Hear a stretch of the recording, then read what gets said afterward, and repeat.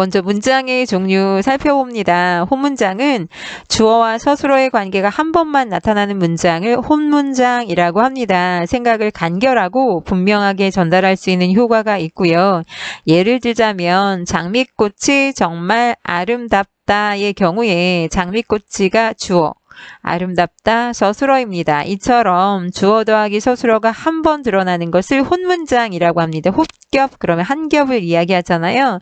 정말은 참고로 부사어입니다. 겹문장은 주어와 서술어의 관계가 두 번 이상 나타나는 문장인데요. 혼문장이 결합하는 방식에 따라서 이어진 문장과 아는 문장으로 나눌 수 있습니다. 다양한 생각이나 복잡한 상황을 혼문장보다는 조금 더 효과적으로 표현할 수 있습니다.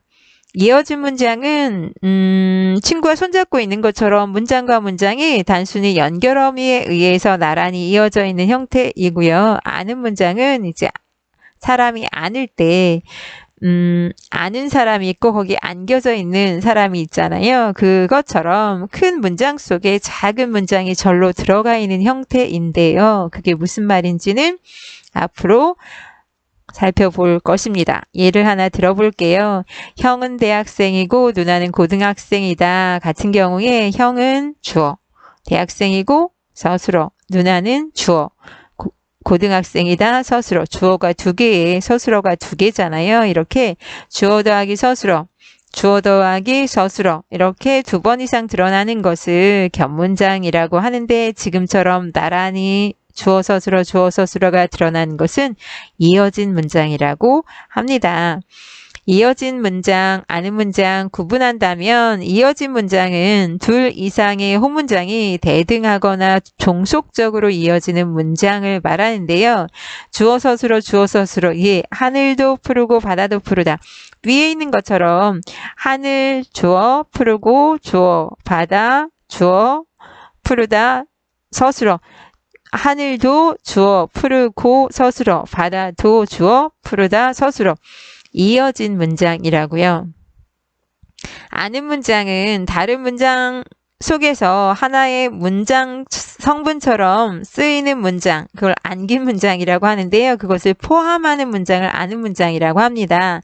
주어 서술어 안에 괄호 안에 주어 서술어가 있는 것처럼 괄호 안에 있는 걸 안긴 문장이라고 하고 큰 문장을 아는 문장이라고 하는데요. 우리는 그가 범인임을 알고 있었다를 보면 우리는 주어잖아요.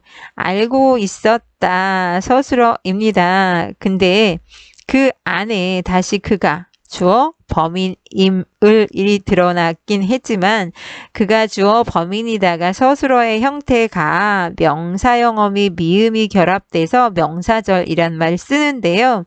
목적어 역할을 하고 있습니다. 큰 문장 속에 그가 범인이다 라는 작은 문장이 들어가 있는 형태라는 거 알 수 있으시잖아요. 이때 아는 문장이란 표현을 씁니다. 큰 문장을. 이어진 문장 다시 살펴볼게요. 둘 이상의 혼문장이 연결어미로 이어진 문장인데요. 대등하게 이어진 문장과 종속적으로 이어진 문장으로 이어진 문장을 크게 둘로 나누어 볼 수 있는데 둘 이상의 혼문장이 나열, 대조, 선택 등의 대등한 의미관계를 형성하는데 대등적 연결어미는 뭐뭐고, 뭐뭐며, 뭐뭐나, 뭐뭐지만, 뭐뭐거나 뭐뭐든지 등으로 연결이 됩니다. 영희는 그림을 그리고 철수는 노래를 한다. 나열의 의미고요. 토끼는 빠르지만 거북이는 느리다. 대조의 의미입니다. 우리는 노래를 하든지 춤을 춥시다. 선택.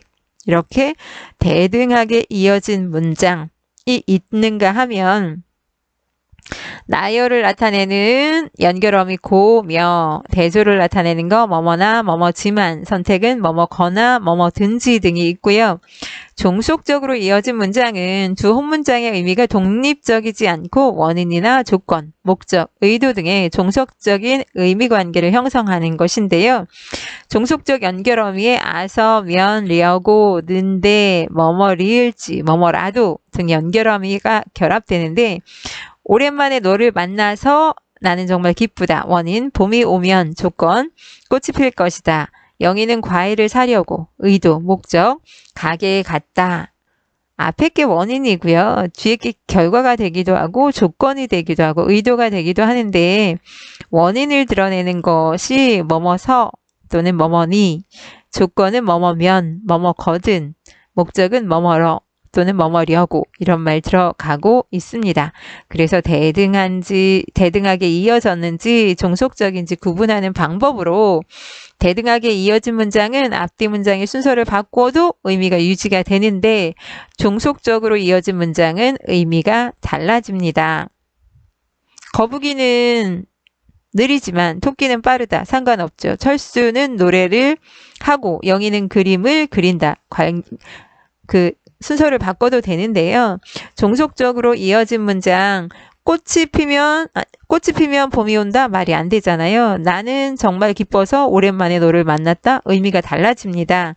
그래서 이게 종속인지 대등인지 구분하기 어려우면 순서를 한번 바꾸어서 의미가 유지되는지 유지되지 않는지를 살펴보면 이게 대등인지 종속적으로 이어진 문장인지 알 수 있습니다.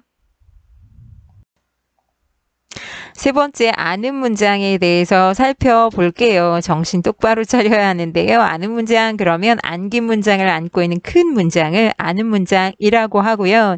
안긴 문장은 아는 문장, 다른 문장 속에 들어가서 하나의 문장 성분처럼 쓰이는 문장으로 절이라고 합니다. 절이라는 말 많이 들어보셨잖아요. 절은 주어와 서술어를 갖춘 문법 단위로 더 큰 문장의 일부를 이루는 것을 절이라고 하는데 안긴 문장 같은 경우는 절로 쓰인다고 했는데요. 여러 형태로 드러납니다. 우선 명사절의 경우는 명사형 어미 미음이나 기 등이 붙어서 만들어지는 절로 주어나 목적어 등의 기능을 하는데요. 예를 들자면 그가 우산을 가져갔음이 분명하다. 분명하다 서술어잖아요. 뭐가 분명하냐면 그가 우산을 가져갔음이. 이거 전체가 주어예요.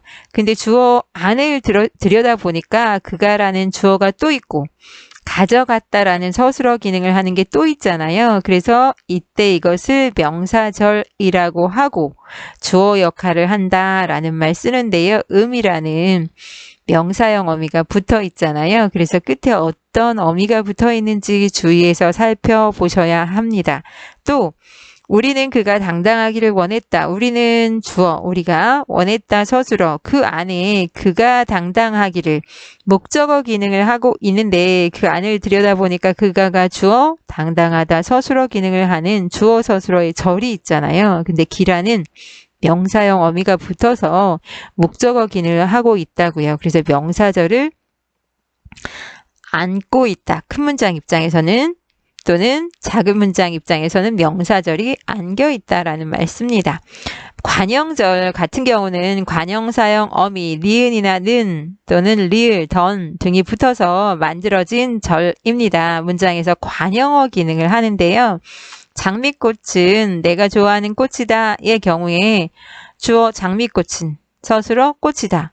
어떤 꽃? 내가 좋아하는 꽃. 내가 좋아하는이 관형어 기능을 하고 있는데 내가 좋아하는을 살펴보니까 내가라는 주어가 있고 좋아하다 서술어 기능을 하는 게 있잖아요. 근데 는이라는 관형사형 어미가 붙어서 관형어처럼 쓰이고 있기 때문에 관형절이란 말을 쓰고 있습니다.